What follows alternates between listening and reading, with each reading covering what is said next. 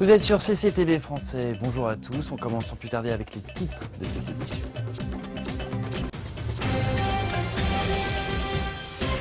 Rencontre entre le président chinois Xi Jinping et le premier ministre russe Dmitri Medvedev à Wuhan.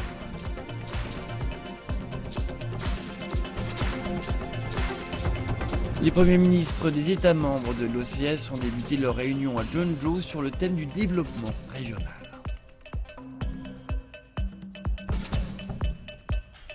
L'agence de l'énergie atomique va clore son enquête sur le nucléaire iranien, préparant la voie à la mise en place de l'accord avec l'Iran. Le secrétaire d'État américain John Kerry et son homologue russe Sergei Lavrov se sont rencontrés à Moscou pour discuter des conflits en cours en Syrie et en Ukraine. Début aujourd'hui à Wuhan de la conférence mondiale de l'Internet 2015. Le président chinois Xi Jinping y prononcera un discours.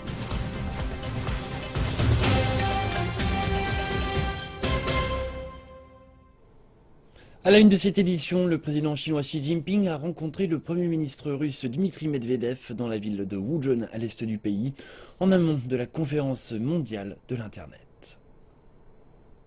Au cours de leur rencontre mardi, le président Xi Jinping a loué le partenariat stratégique global sino-russe ainsi que les accomplissements fructueux de la coopération bilatérale entre les deux pays. Xi Jinping a rappelé que la Chine et la Russie se trouvent toutes deux à une étape critique du processus de réforme et de restructuration de leur économie et que dans ce contexte, les deux pays devraient s'unir pour faire avancer l'initiative chinoise de la ceinture économique de la route de la soie ainsi que l'Union économique eurasienne initiée par la Russie. Dmitri Medvedev s'est dit d'accord avec le président Xi et a ajouté que la Russie était prête à approfondir sa coopération avec la Chine dans des domaines comme les infrastructures, l'énergie, la finance et le réseau informatique. La Russie souhaite également renforcer sa collaboration bilatérale dans le cadre de l'Organisation de coopération de Shanghai et de la Banque asiatique d'investissement pour les infrastructures. Nous poursuivons cette édition dans le centre de la Chine avec Zhengzhou, où les premiers ministres des États membres de l'Organisation de la coopération de Shanghai ont commencé leur réunion sur le thème du développement régional. Il s'agit de la 14e réunion du genre. Les premiers ministres se sont entretenus sur les questions relatives au commerce, aux investissements, aux finances, au transport et à la culture. Li Keqiang accueille pour la première fois ses 5 homologues de l'OCS. Le Premier ministre chinois a débuté la rencontre par un rappel des missions de l'Organisation de la coopération de Shanghai. L'Organisation de la coopération de Shanghai est devenue une force importante pour le maintien de la paix régionale, de la stabilité ainsi que pour la prospérité. Elle est également devenue une plateforme de la coopération régionale importante en Eurasie. Le Premier ministre chinois a indiqué que cette réunion devait promouvoir davantage la coopération et apporter une nouvelle contribution à la stabilité et au développement de la région. Différents observateurs et des partenaires de dialogue ont également assisté à la rencontre. Li Keqiang a rappelé que l'organisation faisait face à d'énormes défis. La croissance mondiale actuelle s'est ralentie et beaucoup de pays font désormais face à des pressions pesant sur leurs économies. Cette croissance molle est accompagnée d'une crise géopolitique internationale et régionale complexe, avec la montée de l'extrémisme et du terrorisme menaçant l'ensemble de la communauté internationale. Le Premier ministre chinois a proposé de renforcer 6 aspects pour relever ces défis et de continuer à promouvoir le développement régional. Il a proposé de renforcer la coopération en matière de sécurité, de capacité de production, de connexion, de finances, de commerce régional, d'engagement social et de bien-être de la population. Après la rencontre, les premiers ministres des 6 pays membres de l'organisation ont signé une déclaration commune et une série de documents sur la coopération économique régionale. L'OCS, fondé en 2001, regroupe 6 États membres que sont la Chine, la Russie, le Kazakhstan, le Tadjikistan, le Kirghizistan et l'Ouzbékistan. L'Afghanistan, l'Inde, l'Iran, la Mongolie et le Pakistan constituent les États observateurs. Les États partenaires de dialogue sont la Biélorussie, la Turquie et le Sri Lanka. Le Premier ministre chinois Li Keqiang a mis en lumière 6 domaines dans lesquels les États membres de l'OCS devraient coopérer dans le futur. Ces domaines sont la sécurité, la capacité, la connexion, les finances, le commerce et le social pour améliorer la vie des populations. Il a déclaré que la Chine allait fournir des technologies et des services aux pays de la région de façon à augmenter la capacité de coopération. Selon lui, l'amélioration des connexions comprendra les infrastructures traditionnelles, comme les routes et les chemins de fer, mais aussi les satellites. Le Premier ministre chinois a aussi déclaré que les pays membres pourraient établir une alliance e-commerciale régionale et faciliter les procédures d'obtention de visas pour rendre les déplacements plus pratiques entre les pays. L'Agence internationale de l'énergie atomique, ou AIEA, soit l'organe de contrôle des Nations Unies pour le nucléaire, a décidé de fermer l'enquête visant à déterminer si l'Iran avait, oui ou non, tenté d'acquérir des armes atomiques. Les membres du comité directeur de l'agence ont unanimement approuvé la résolution mettant fin à 12 ans d'investigation, même s'ils rappellent qu'ils continueront de surveiller la situation en Iran. Cette décision ouvre la voie à la mise en place de l'accord sur le nucléaire conclu en juillet, selon lequel l'Iran doit réduire ses activités nucléaires en échange de la levée de sanctions. L'Iran avait prévenu que si l'enquête n'était pas clôturée, le pays ne procéderait pas au changement convenu. La décision a donc été très bien accueillie par l'Iran, qui a ajouté que cette clôture prouve bien la nature pacifique de son programme nucléaire. Le secrétaire d'État américain John Kerry a rencontré mardi à Moscou son homologue russe Sergei Lavrov pour discuter des moyens de mettre fin au conflit en Syrie et en Ukraine. M. Kerry devait rencontrer plus tard le président russe Poutine au Kremlin. M. Kerry cherche à préparer le terrain pour un troisième cycle de discussion entre les puissances mondiales sur la situation syrienne, mais il n'était pas clair si une réunion, fixée à vendredi à New York, aura lieu. La Russie et les États-Unis n'ont pas atteint d'accord sur le rôle du président syrien Bachar al-Assad dans une future transition politique ou sur quel groupe rebelle participerait au pourparlers. M. Lavrov a exposé les grandes lignes de l'agenda des discussions au début de sa réunion avec M. Kerry et mis en haut de cet agenda le problème de l'influence croissante de l'organisation État islamique au Moyen-Orient. M. Kerry a dit que la réunion à Moscou poursuivra les discussions commencées par M. Obama et Poutine à New York. Et bien sûr, les problèmes de terrorisme ne se limitent pas juste à la Syrie. Il y a quelques jours, s'est tenue une réunion internationale sur la Libye où l'organisation État islamique s'étend également. L'organisation État islamique est active en Irak. Il y a une présence de terroristes au Yémen et en Afghanistan. Donc j'espère qu'aujourd'hui, nous serons capables de discuter de ces problèmes. Lors de la réunion à New York entre nos présidents, à la fois le président Poutine et le président Obama, ont déclaré très clairement qu'ils cherchaient à dégager une voie pour la Syrie et qu'ils voulaient aussi trouver un moyen de résoudre la situation ukrainienne. Regardons ensemble les nouvelles en bref avec les suites sur les conflits au Yémen et la nouvelle alliance formée par l'Arabie Saoudite pour lutter contre la menace terroriste. Le président du Yémen, Abderrabou Mansour Hadi, a ordonné un cessez-le-feu de 7 jours dans le pays, à compter de mardi, suite aux pourparlers de paix menés par l'ONU en Suisse. La semaine dernière, l'envoyé spécial de l'ONU pour le Yémen a déclaré qu'il allait organiser une série de pourparlers de paix entre les différentes factions en Suisse le 15 décembre, afin d'aboutir à un cessez-le-feu dans le conflit qui déchire le pays depuis plusieurs mois. La coalition menée par l'Arabie Saoudite soutenant les forces pro-gouvernementales avait commencé en mars dernier ses frappes aériennes sur les bases militaires et les dépôts d'armes aux mains des rebelles chiites houthis. Les rebelles tiennent toujours la capitale Sanaa ainsi qu'une importante zone de la partie nord du pays. Plus de 6000 personnes ont déjà été tuées dans les batailles au sol et suite aux bombardements depuis le mois de mars dernier. Près de la moitié des victimes sont des civils. Le secrétaire d'État américain John Kerry et son homologue russe Sergei Lavrov ont commencé leurs pourparlers sur le conflit actuel en Syrie. Les deux chefs de diplomatie se sont rencontrés à Moscou ce mardi afin de poursuivre le processus de paix déjà engagé. Avant la rencontre, John Kerry a déclaré qu'il espérait trouver un terrain d'entente commun avec la Russie.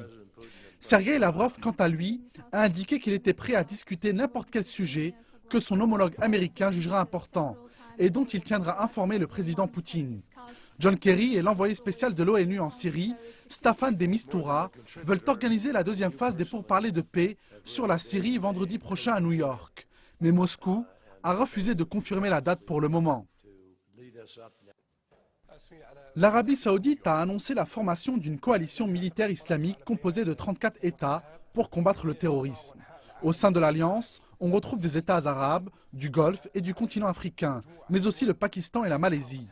Selon l'agence de presse saoudienne, plus de 10 autres pays ont également exprimé leur soutien.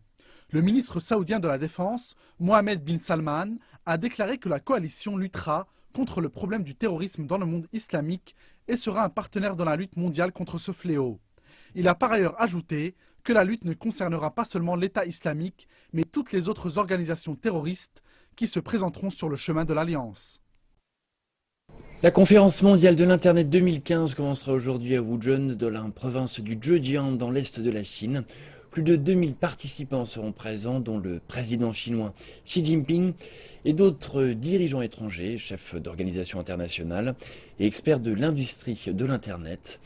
Les participants échangeront des idées sur des sujets comme la cybersécurité, les droits de la propriété intellectuelle sur Internet et l'innovation technologique. Le président chinois s'exprimera au forum qui prendra fin vendredi. Un porte-parole pour l'administration chinoise du cyberespace a déclaré que l'agence était prête pour l'événement et qu'elle espérait que grâce à la conférence, les gens du monde entier échangeront des idées, renforceront la coopération et prépareront l'avenir. La chaîne de télévision centrale de Chine a interviewé quelques acteurs importants de la conférence mondiale de l'Internet pour connaître leur point de vue sur la croissance industrielle du pays. Une légère demande mondiale a facilité les exportations chinoises.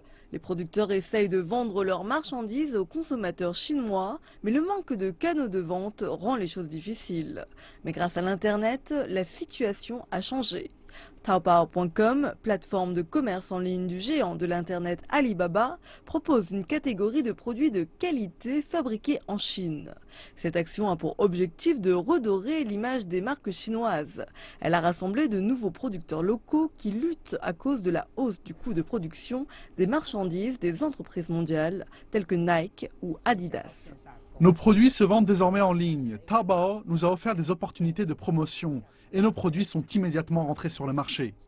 Alibaba propose également des initiatives pour satisfaire la consommation agricole en liant les agriculteurs au reste du monde.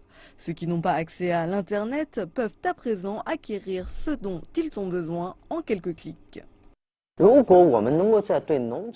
Si le commerce en ligne peut changer les réformes du pays dans les zones rurales avec l'agriculture et le bien-être des gens, eh bien, il s'agit d'une importante contribution pour le pays. La haute technologie est la raison pour laquelle l'Internet peut apporter de la vie à une entreprise moribonde et il s'agit du moteur de croissance de la Chine. Une voiture sans conducteur est testée pour les dernières évaluations dans la ville de Wuzhen où la conférence mondiale de l'Internet aura lieu. Elle peut démarrer, s'arrêter, contourner des obstacles. Cette technologie est une idée de l'entreprise de l'Internet, Baidu.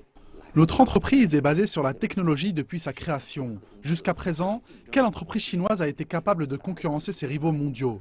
Nous l'avons fait. Nous fournirons également une technologie sophistiquée et une plateforme pour aider les entrepreneurs. Le gouvernement chinois a amélioré la stratégie d'Internet et espérait utiliser la technologie pour relancer la croissance industrielle du pays. L'agence de voyage en ligne Ctrip vient de recevoir $1 milliard américains de financement, stimulant ainsi le financement total de cette année à $2 milliards. Les investisseurs valorisent l'industrie en rapide développement de l'Internet chinois. Ils ont confiance en nos équipes de gestion. Les analystes pensent qu'outre la technologie et l'environnement, le talent est le facteur le plus important pour renforcer une économie. Ils pensent qu'au travers de la croissance de l'Internet et de son esprit de créativité et d'innovation, la Chine aura une série d'entreprises et même d'industries chinoises pour la Chine. Pour la Chine, éliminer la pauvreté est la tâche la plus ardue à accomplir pour l'établissement d'une société de moyenne aisance d'ici 2020. C'est ce qu'a déclaré le directeur du groupe de développement et de lutte contre la pauvreté du Conseil des affaires d'État. Liu Yongfu s'adressait aux journalistes à l'occasion de la présentation d'un plan gouvernemental. 这个目标的主要内容就是 Le principal objectif est de garantir que les pauvres auront accès à la nourriture, une éducation de base, des soins médicaux, des vêtements et un logement d'ici à 2020. À cette date, la pauvreté aura été éradiquée dans les campagnes et il n'y aura plus aucun district pauvre dans le pays. Lundi, le comité central du Parti communiste chinois et le Conseil des affaires d'État ont donné des instructions pour éradiquer la pauvreté. Liu Yongfa a déclaré que selon le plan, la Chine devait sortir encore 70 millions de personnes de cette condition dans les 5 prochaines années.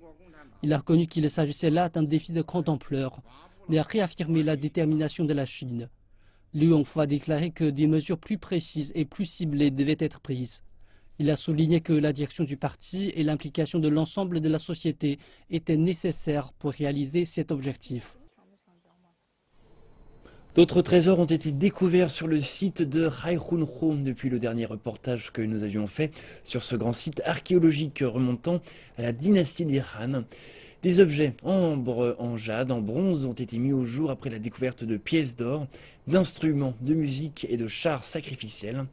Ces découvertes aident les archéologues à mieux comprendre la vie de la noblesse il y a plus de 2000 ans. Nous nous rendons maintenant sur le site du cimetière de Raihunro dans la province du Jiangxi. Parmi les dernières découvertes, un ambre de la taille d'un grain de raisin découvert dans la chambre mortuaire. Un nouvel indice qui porterait à croire que le propriétaire de la tombe appartenait à l'aristocratie. Yang Zun est le chef de l'équipe archéologique. C'est un ambre rouge qui contient des insectes. C'est un ambre de première catégorie. En se basant là-dessus, nous pouvons en déduire que la personne qui est enterrée ici devait être un noble. L'équipe a aussi découvert une pierre bleue de toute beauté, plusieurs jades et un pendentif en jade finement gravé. Les recherches des experts suggèrent que le pendentif en jade décoré de dragons et de phénix était un accessoire porté à la ceinture. Seul l'empereur ou des vassaux pouvaient porter une telle pièce, ce qui nous fait dire qu'il s'agissait du premier marquis de la dynastie des Han de l'Ouest. Ces découvertes en disent beaucoup sur le style de vie des nobles à cette époque. Le cimetière de Raihunro ou marquis de Raihun contient 8 tombes et un site où ont été enterrés des chars couvrant environ 40 000 mètres carrés. C'est le cimetière le mieux préservé de Chine et il a déjà produit plus de 20 000 artefacts. C'est la fin de cette édition. Merci de votre attention. Je vous retrouve tout à l'heure pour Afrique Info.